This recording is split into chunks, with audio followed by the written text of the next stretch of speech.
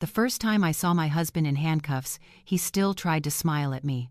The courtroom lights were too bright, buzzing overhead, turning his white coat memories into something sterile and ugly. Reporters whispered behind me, pens scratching, cameras ready to catch me breaking. I didn't break. I stared at the man who had slept beside me for 15 years and realized my body had never belonged to me. My name is Nora Hayes. I am 43 years old, and my own husband, a celebrated OB-GYN, secretly planted a banned IUD inside me and left it there for 8 years.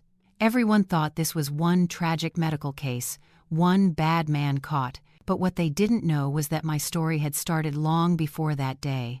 Before I go any further, I want to know something. Tell me where you're watching from right now. Your city, your country, your couch, your car, wherever you are, I'm listening. And hit like and subscribe if you've ever been betrayed by someone you trusted, especially family. Sometimes the people closest to you carry the sharpest knives, and you don't see the cut until it's too deep. This next part of my story, it's where everything truly began. I grew up in a house where love was measured in who got the last piece of chicken. In our small Midwest kitchen, the overhead light hummed, and the vinyl floor curled at the corners. Mom would set down one platter of fried chicken on Sundays, and my little sister Lily would immediately get the biggest piece. Mom's fork moved without thinking, dropping the juiciest thigh on Lily's plate.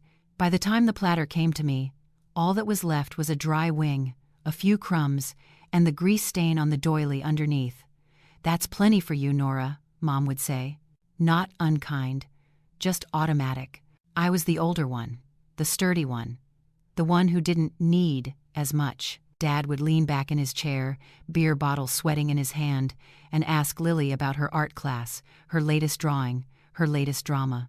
If I tried to mention the A I'd gotten on my biology test, he'd nod once, eyes on the TV in the corner, blaring a football game. "I'll sign whatever you need later," he'd say.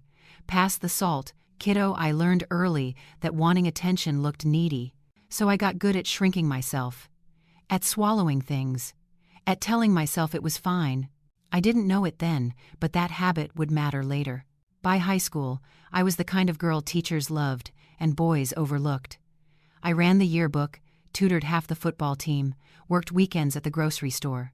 On the night of the academic awards banquet, I stood under fluorescent lights in the gym, the floor squeaking under dress shoes instead of sneakers. My name was called for a scholarship, and I climbed the steps to the stage, cheeks hot, palms sweating. From the podium, I scanned the bleachers, looking for my parents. Mom had promised they'd come. Dad said he'd try to make it after work. There were empty spots where I imagined their faces would be, a couple holding hands, a loud cluster cheering for someone else's kid, but not them. The principal shook my hand for the photo, his cologne sharp and minty. The flash went off, bright and white. I smiled for the camera anyway. I didn't know it then, but that was the first of many important moments where I stood alone. Later that night, I walked home in my dress shoes because Dad got tied up and Mom lost track of time. There was cold pizza on the counter and a note. "Proud of you. Sorry we missed it. Long day. Love, Mom." I reheated a slice and told myself this was enough. If you tell yourself something is enough long enough, you start to believe it, even when it isn't. College was my first escape. I chose a state school 2 hours away and a major that sounded practical, human resources. The irony didn't hit me until later, that I'd build a career learning how to manage people and conflict when I had never been allowed to name my own. I worked at the campus coffee shop my first semester. The place always smelled like burnt espresso and cinnamon, the grinder screaming at 6 in the morning. Sleep-deprived students shuffled in, wrapped in hoodies, waving meal cards. On Fridays, I did a double shift, then took the bus back home to drop off a little cash for groceries. Mom would hug me at the door, thank me, and later I'd see my brother Tyler posting photos from some concert or bar. Jokes about my amazing sis. He never mentioned that my money had bailed him out of overdraft fees. No one ever said, "This isn't fair," certainly not me. I told myself I was being a good daughter, a good sister. I didn't know I was training myself to accept less and less. The night I met Calvin, I was 24 and working late because one of the HR coordinators had quit. We were rolling out a new attendance policy and the plant workers were furious. I stayed to help sort through schedules and complaints, my eyes burning. At 11 p.m., my boss finally told me to go home. I stepped into the freezing wind of the parking lot, my breath turning white. I was so tired I misjudged the curb and twisted my ankle. Pain shot up my leg, hot and sharp. I dropped my bag, keys skittering under a car. I tried to stand and my ankle buckled. The security guard called an ambulance even though I insisted I was fine. That's how I ended up in the ER under harsh white lights, my pant leg cut up to the knee, skin dotted with salt from the parking lot. Calvin walked in like he owned the place. Dark hair, a little messy, navy scrubs, stethoscope looped around his neck. He checked the chart, then looked at me with steady blue eyes that made everything else in the room blur for a second. "You're the HR manager from Harbor Freight Logistics." "Right," he asked. "You guys send half our accident cases." "That's me," I said. "Apparently I joined the party tonight." He smiled, quick and warm. "Well, at least you're sending yourself to a good hospital." He examined my ankle, fingers firm but careful, asking about my pain, my job, whether someone was coming to pick me up. When I said no, his eyebrows drew together for a second, the first real concern I'd seen directed at me in a long time. "No one," he repeated. "My parents are out of town. I lied. My brother doesn't drive. It's fine. I'll call a cab." He shook his head. "Absolutely not. I don't discharge patients into the void at midnight." It was a joke, but something in me flinched anyway. Into the void was exactly how my life had felt most of the time. He wrapped my ankle, ordered an X-ray, then sat on the little stool and asked about my work in a way that made it sound important. He said, "You must be good at reading people, and they're lucky to have someone like you." I wasn't used to hearing that. By the time he left the room, I was flushed in a way that had nothing to do with the pain meds. When he reappeared with discharge papers and a pair of crutches, he said, "X-ray looks clean, just a nasty sprain." "You'll live good," I said. "I've got a lot of employee files left to fight with." He chuckled. "I'm off in 10. If you can wait, I'll drive you home." Strictly as a doctor, making sure his patient doesn't faceplant in the parking lot, I hesitated. Mom's voice in my head said not to be a burden. Dad's voice said not to expect special treatment. But the throbbing in my ankle and the kindness in Calvin's tone outweighed both. "Okay," I said. "Thank you." I didn't know it then, but accepting that ride home was the first real yes in a series of yeses that would almost cost me my life. Calvin drove a beat-up silver sedan that smelled like stale coffee and hospital soap. The heater rattled as snow whispered against the windshield. At my building, he carried my bag up 3 flights of stairs and waited until I'd lowered myself onto the couch. "If it gets worse, don't tough it out," he said, jotting his number on my discharge papers. "You call me." That's doctor's orders. No one had ever told me not to tough it out. The text started that night. At first it was, "How's the ankle?" Then it turned into midnight photos of cafeteria pizza, complaints about double shifts, my rants about employees faking sick notes. He nicknamed me the sane one. I told him he was my favorite liability. A month later, he asked me out. Quiet Italian place, checkered tablecloths, candles stuck in wine bottles. "You strike me as shrimp Alfredo," he told the waiter, ordering for me without asking. Normally, that would have earned an eye roll. That night, after years of being the afterthought, it felt like someone was finally putting me first. 2 years later, he proposed in the hospital break room at 2 a.m., between a humming soda machine and a microwave that smelled like burnt popcorn. My scrubs were wrinkled, his pager kept buzzing, and he still dropped to one knee. "You take care of everyone else," he said, holding out a simple ring. "Let me take care of you." I said yes through tears. We married in his aunt's backyard. Plastic chairs, fairy lights, lukewarm champagne. His colleagues toasted him as the rock, the calm, and the storm. My parents beamed like I'd won a prize. We bought a beige 2-story in a quiet cul-de-sac. Maple tree in the front yard. I handled people all day at Harbor Freight Logistics. He handled bodies at Mercer Women's Health Center. At events he'd introduce me as my wife, the HR ninja. Being claimed felt better than being invisible. Talk about kids slid in sideways. At a summer cookout, one of his nurses asked, "So when do we get little Mercers?" Someone yelled, "We need a mascot." In the car home, night thick around us, I said, "We should figure that out. Kids." He kept his eyes on the road. "We've got time. You're 33. We'll wait until things settle. Your job's crazy. The clinic's expanding. We'll do it right." Doing it right became our excuse to do nothing. Then the pain came. At first it was a dull ache low in my belly before my period. Ibuprofen, a heating pad, a shrug. I'd curl on the couch and force myself upright when Calvin walked through. "You're fine," he'd say. "You're tough." When my cycles started coming closer together and heavier, I upgraded my pads and laughed it off at work. Women's bodies are weird, I told myself. One night I ended up on the bathroom floor, cheek pressed to cold tile, a hot knife of pain twisting through my pelvis. Blood ran down my thigh. I could hear the TV from the bedroom, some crime show completely at odds with the way my vision blurred. Calvin leaned in the doorway, toothbrush in his hand. "It's getting worse," I panted. "You're 40, Nora," he said. "Hormones get weird. I see this all the time. Classic perimenopause. I'll write you something for the cramps," he did. Little white pills that took the edge off enough so I could sit through performance reviews without gripping the table. At night, I lay curled away from him, watching the blue glow of his phone on his face. We still talked about kids, but more like a story than a plan. The first pregnancy test I bought felt like a secret. I peed on the stick at dawn, heart pounding. One line appeared, stark and solitary. I threw it out before he woke up. Months later, after a stretch of actually trying, I showed him the second test. Same single line. He glanced at it, then at me. "Hey," he said, wrapping an arm around me. "These things take time. Stress doesn't help." "How much time?" I asked.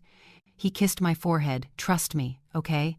I'm literally an OBGYN. If something was wrong, I'd know."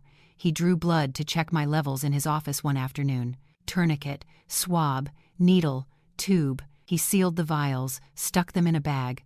"I'll call if anything looks off," he said. He never called. When I asked, he waved it away. All within range. Some women's bodies just don't like pregnancy. Nothing dramatic. The way he said your body made it sound like a broken appliance he'd inherited. The year I turned 35, the pain stopped asking for permission. One moment I was at my desk, typing an email about vacation accrual. The next, a bolt of pain ripped through my right side so violently my vision went white. I collapsed to the carpet, clutching my abdomen. By the time the paramedics rolled me into the ER, Calvin was already there in his white coat, taking my hand like a movie hero, appendicitis. He said, "We'll take it out." Routine. I'm not letting some random resident cut into my wife. He insisted on transferring me to Mercer Women's Health Center. "I know every inch of that OR," he told the attending. "She's safer with my team." I was in too much pain to argue. I remember the bright circle of the surgical light, the cold of the table under my back, the mask lowering toward my face. Calvin leaned over me, eyes steady above his surgical mask. "Count backwards from 10, he said. "When you wake up, it'll all be over. I've got you." His hand was warm on my shoulder. I remember getting to 7. When I woke, the sharpness was gone, replaced by a deep soreness. Machines beeped softly. A nurse adjusted my IV. Calvin stood at the foot of the bed. "Textbook," he said. "Appendix was angry, but we got it. You scared me." He brushed hair off my forehead, kissed my temple. I apologized for scaring him. In the months that followed, the pain never really left. It moved lower, deeper. My periods went from odd to chaotic. Sometimes they vanished for weeks, teasing hope. Then blood would hit like a storm, heavy and clotted, leaving me pale and hollow. "Bodies reset after surgery," Calvin said, tapping his pen on my chart at the kitchen table. "Yours is recalibrating. We'll tweak your hormones. It'll settle," he said, recalibrating like he'd built me himself. For a long time, I believed him. I had spent my entire life believing the people who said they knew better. But somewhere around my 42nd birthday, curled on the bathroom floor again, forehead pressed to cold tile, pain pulsing through me like a siren, a small voice inside finally whispered, "This is not normal." For the first time in my life, I didn't completely shut it down. That was the lie I clung to the morning I sat in my car outside Riverside County General Hospital, fingers trembling on the steering wheel. The sky was gray, the kind that made the whole world feel like it was holding its breath.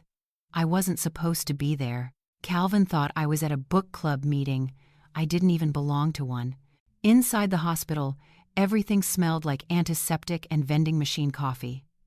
I checked in under my maiden name, Hayes, just in case anyone from Calvin's clinic was around. My heart thrashed in my chest as I sat on the crinkling paper of the exam table, staring at the posters about women's health I'd seen 1,000 times. When Dr. Jonah Reed walked in, I braced myself for judgment. Instead, he gave me a steady, searching look. The kind that made it feel like he saw past the polite smile I'd plastered on. "What's going on?" he asked, pain. I said, "Bad. Months. Maybe years." He didn't rush, didn't assume, didn't interrupt, just listened. He dimmed the lights and started the ultrasound. The hum of the machine filled the room. Cool gel. The probe pressed into my lower belly. He watched the screen, brow furrowing just slightly. Then his whole expression changed. Harder, sharper. "Have you ever had an IUD placed?" he asked. My stomach dropped. "No," I whispered. "Never." He changed angles, zoomed in. The shape was undeniable, even to someone who had no medical training. A dark, jagged silhouette embedded in tissue. "This isn't recent," he said quietly. "It looks old." Blood rushed in my ears. He clicked the machine off, wiped the gel from my skin, and sat across from me. "I'm going to be honest with you," he said. "This device should not be inside you. It looks like a Seraph 200. That model was banned years ago. I've never—" My voice cracked. "I would know." His eyes softened. "That's why I'm concerned." I felt the room tilt, felt something in my chest collapse inward. "You need surgery," he said. Soon, when I told Calvin over the phone that I needed a cyst removed, my lie for the day, he barely reacted. "Okay," he said, "let me know when you're home. No fear. No questions. No surprise." I didn't know it then, but his lack of reaction was its own confession. I checked into Riverside under Jonah's care. Everything moved fast. Vitals, blood work, paperwork shoved under my pen. My hands shook so hard I could barely write my name. In the OR, overhead lights blazed like miniature suns. "Dr. Leonard Briggs introduced himself with a curt nod, then said, "We'll take good care of you." When I woke, my mouth was dry and my abdomen felt like someone had carved into it with a hot blade. Briggs sat beside the bed, mask hanging around his neck. "We removed it," he said. "But Nora, this wasn't just any IUD, it's a Seraph 200. These have been off the market for years because of their link to pre-cancerous changes." I blinked, trying to process. "I never had one." He exhaled slowly. "Someone put it there." Those words cracked something inside me so violently I could barely breathe. Hours later, Detective Harper Lou walked in. Sharp jawline, dark blazer, eyes that missed nothing. She pulled up a chair and opened a small notebook. "I understand you didn't consent to this device," she said, voice level. "No," I croaked. "When was your last surgery?" 8 years ago. "Appendectomy." "My husband performed it." She paused, pen hovering. "Your husband is Dr. Calvin Mercer, Mercer Women's Health Center." Recognition flickered across her face. She knew the name. "I'm going to look into this," she said carefully. "But just so you understand, if someone intentionally placed a banned device inside you without consent, that is a felony. Depending on intent, it could be more felony." The word echoed like a gunshot. I didn't want to believe it. Couldn't. But when Harper returned the next day holding a printed log from Calvin's clinic, something inside me finally snapped. "Device disposal record," she explained. "Serial number S, TWO-negative 88,419, listed as defective. Scheduled for destruction." My heart slammed against my ribs. "That's the exact serial number of the device we removed from you." She flipped the page. Signed by Dr. Calvin Mercer. The edges of the world blurred. My breath hitched. My hands went numb. Calvin had written off a dangerous, illegal device as destroyed, then put it inside me. That was the moment the lie of my entire marriage began to crumble. The moment the floor gave out beneath me. The moment I understood the truth in a way that made my skin go cold. I had married a man who could hurt me with the same hands he used to heal strangers. I didn't know it then, but everything that came next would be worse. I left the hospital 3 days after surgery with a soft brace around my abdomen and a storm inside my chest. I drove straight to Mercer Women's Health Center because I needed to see something with my own eyes. Needed to know whether the man I'd trusted for 15 years was the same man who'd signed off on the destruction of the device that had been inside me. The clinic lobby looked different now.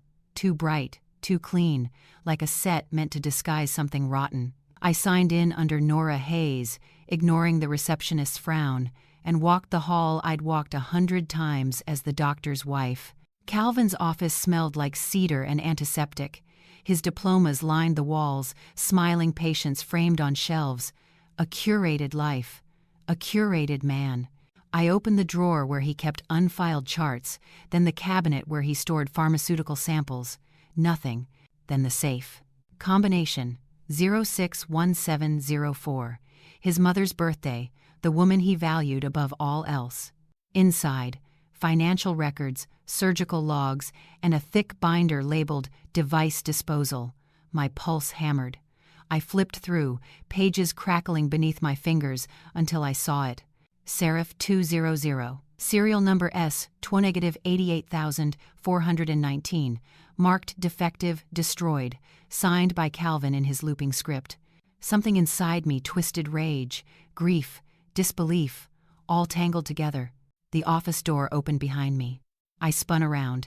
Tessa Cole stood there in her pale pink scrubs, cheeks flushed, eyes wide. Young, too young, 27, maybe.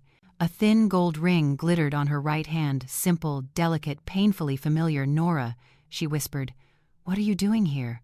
She clutched something behind her back. A pregnancy test. The branding was unmistakable. My stomach dropped. "I got discharged early," I said. "I needed to check something." She swallowed hard. "Dr. Mercer said you were resting. You shouldn't be here." I nodded at the test in her hand. "Congratulations." Color drained from her face. It's not, I stepped closer. "Is it his?" Her lips trembled. She didn't answer. She didn't need to. Before she could speak, a woman's voice called from the hall. "Tessa, do you have a minute?" A pregnant woman, 8 months at least, approached, smiling tiredly. Denise Walker, a longtime patient. She cupped Tessa's elbow affectionately. "Thank you for helping with the apartment stuff," she told her. "I don't know what I would have done without you. Dr. Mercer is such a blessing." Apartment. Blessing. My knees nearly buckled. "He's helping you?" I asked Denise, keeping my voice steady. "Oh, yes," she said proudly, he insisted. "He said women like us deserve stability. Women like us, plural." I felt the room tilting again. Not from pain this time, but from clarity. Calvin had a pattern: women younger, struggling, isolated, women who needed someone to play hero, women who wouldn't question too much. And me, his controlled, contained wife, was the obstacle he had to medically eliminate. The clinic security guard's phone rang. He glanced at me, then at the office behind me. "Yes, sir," he said into the receiver. "She's here, in your office. Looking through your things." Calvin knew. He was coming. I snapped photos of the disposal log, the serial number, the signature. My hands were shaking but steady enough. Tessa hovered near the door, torn between fear and guilt. "Nora, I didn't know," she whispered. "He told me you were infertile. From birth. He said your marriage was just routine." I stared at her. Not with hatred, but with the crushing weight of betrayal that extended beyond him. "How long?" I asked. She hesitated. "Rosie is 5. Finn is 3. 5. 3. Exactly the years I spent doubled over in pain while he comforted me on the couch. Footsteps sounded down the hall. Heavy, fast. Calvin's stride. Tessa froze. "You should go," she whispered. "Please." I left before he reached the office, gripping my phone like a lifeline. When I pulled into our driveway, dusk painted the house in a soft golden glow, pretending it was still a home. Inside, everything was exactly where we'd left it: his jacket on the chair, my mug on the counter. A portrait of us smiling at a charity gala hung in the hallway, mocking me. I went to his office, took a deep breath, turned on his computer. Password 061704 again. He never changed anything he thought he owned. Desktop folders snapped open. Medical articles, photos, clinic finances, and then one tucked in the corner, now and forever. Inside were hundreds of photos. Calvin at the beach, laughing with Tessa, little Rosie on his shoulders, curls flying, Finn asleep on his chest, Christmas mornings, pumpkin patch trips, birthday cakes, a whole life. Their life, built in the cracks of mine. At the bottom of the folder, emails. One line seared itself into me like a brand. "You don't have to worry. I handled it during her appendectomy. She won't ask about kids again." The world narrowed to a pinpoint. My breath came sharp and thin. My husband hadn't just replaced me.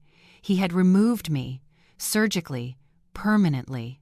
I printed the ultrasound images Jonah had given me, the pathology report Briggs had signed, the disposal log photos Harper had sent, spread them across Calvin's desk like crime scene evidence. The garage door rumbled open. Calvin's footsteps echoed through the hall. "Nora," he called. "I got home early. I brought dinner. Thought I'd surprise you." His voice, warm, rehearsed, familiar, sent a chill down my spine. I sat in his chair, facing the door, waiting. Waiting for the man I'd finally stopped protecting.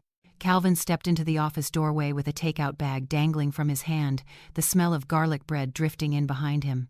His eyes landed on the papers spread across his desk, then on the email frozen on the monitor. The bag slipped from his fingers and hit the carpet with a soft thud. "What are you doing?" he asked, voice too calm, too rehearsed. His eyes darted over the desk ultrasound printouts, the serial number, the disposal log, the pathology report. "Why are you going through my files?" I didn't move, close the door. He did, but slowly, like he was calculating exits. The overhead light flickered once, humming. He took a step forward, hands out slightly, palms up. "Nora, whatever you think this is, it's exactly what it is," I said. "Sit down." A muscle twitched in his jaw. He didn't sit. He glanced at the papers again, then at the screen showing his email to Tessa. "You hacked my account," he said, voice rising. "This is illegal. You're violating my privacy. You violated my body." Silence clamped down on the room. He swallowed. His gaze shifted, guilt, shock, anger, all trying to grab the wheel at once. "That device," I said, tapping the ultrasound photo, "was inside me for 8 years. Embedded, rotting, damaging my uterus, causing precancerous changes. You put it there?" Calvin's face emptied of color. "I saved you," he said finally. "You wouldn't have handled a pregnancy. Your cycles were unstable. Your health, my health." My voice cracked like a whip. "I kept telling you something was wrong. You told me I was hormonal. You told me it was stress. You told me you'd know if something was wrong." He took a quick step forward, finger pointed. "I did know. That's why I intervened." "Intervened? You sterilized me." He flinched as if I'd struck him. "That word is inflammatory. You're being dramatic. Say the word," I said. "Say what you did." His mouth tightened. "I did what I had to. You said you weren't ready for kids. You were overwhelmed with work." "We agreed," I said, "a year. Not forever." He pinched the bridge of his nose, pacing like he was counseling a difficult patient. "Nora, listen. You're fragile right now. Surgery, anesthesia. You're confused. You shouldn't jump to conclusions. Stop talking to me like I'm your patient." He froze. I slid the disposal log toward him. Serial number S-88,419. Listed as defective, marked for destruction, signed by you. And somehow it ended up inside my body. He stared at the page, blinked, then looked at me with a mixture of pleading and fury. "You don't understand the pressure I was under." "Pressure." He threw up his hands. "You wanted to wait. I wanted children. I needed them. A legacy. My family expected it. The clinic expected it.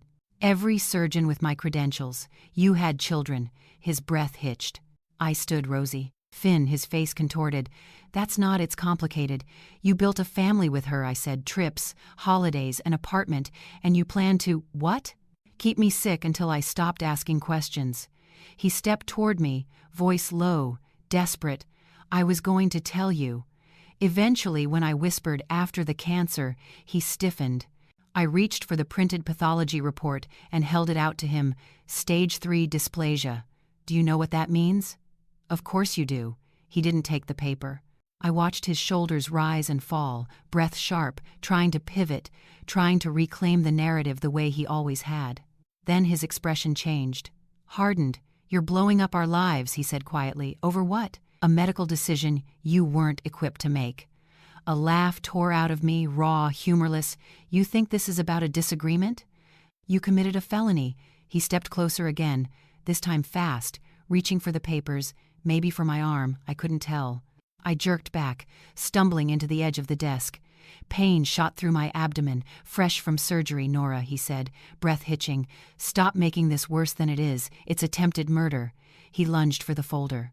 Before he made contact, a voice cut cleanly through the air. "Dr. Calvin Mercer." "Step away from her." Calvin froze.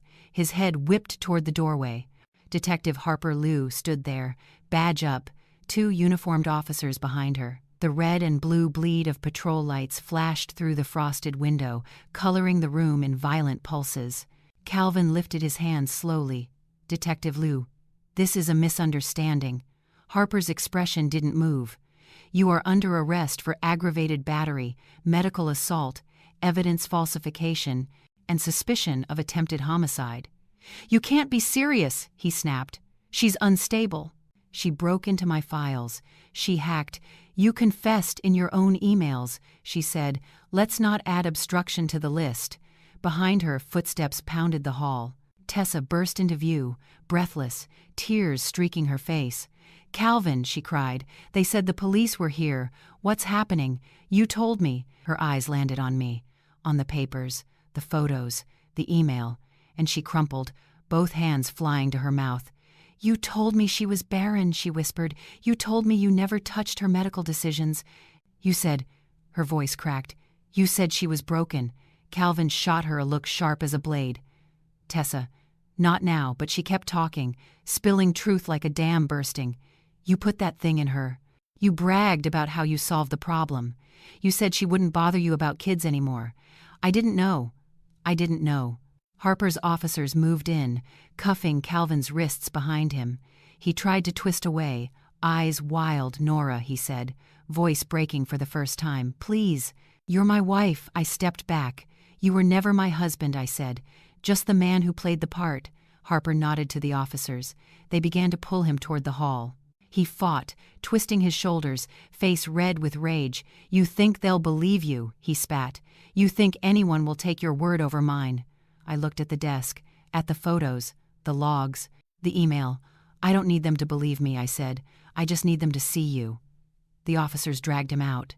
The house fell quiet. Tessa sank to the floor, sobbing.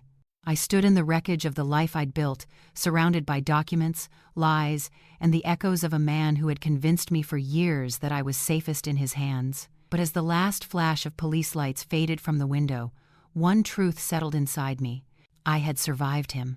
The courthouse hallway felt colder than any hospital room I'd ever been in.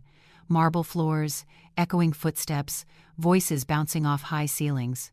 I sat on the wooden bench outside the courtroom with a folder in my lap, the edges worn from how tightly I'd been holding it.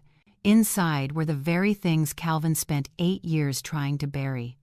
Ultrasound images, pathology reports, the disposal log, the email he never thought I'd see. I wasn't here to win. I was here to be heard.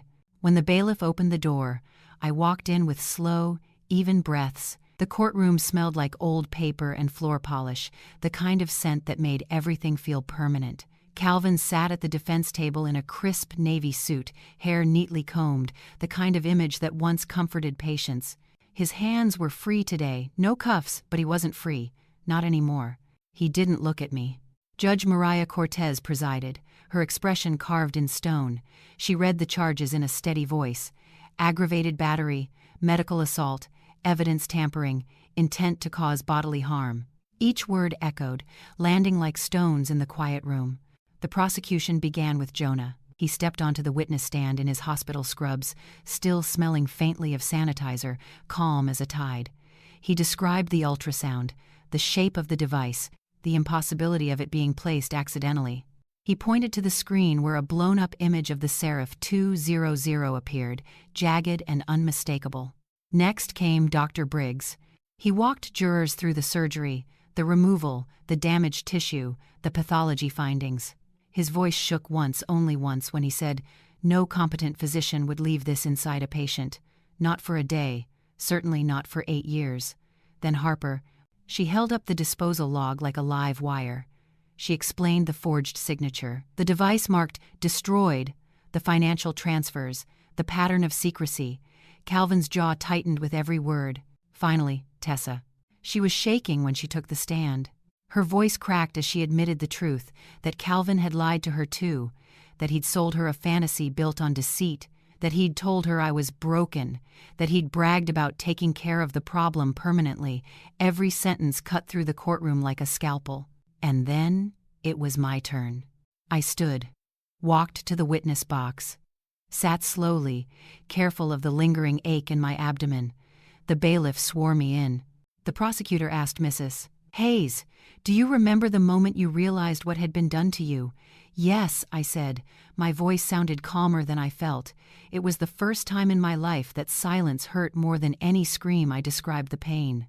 The years of confusion, the nights on the bathroom floor, the ultrasound room, the scan, the realization, the email. I didn't cry. I didn't raise my voice. I just told the truth the way a cut tells the truth, clean, undeniable.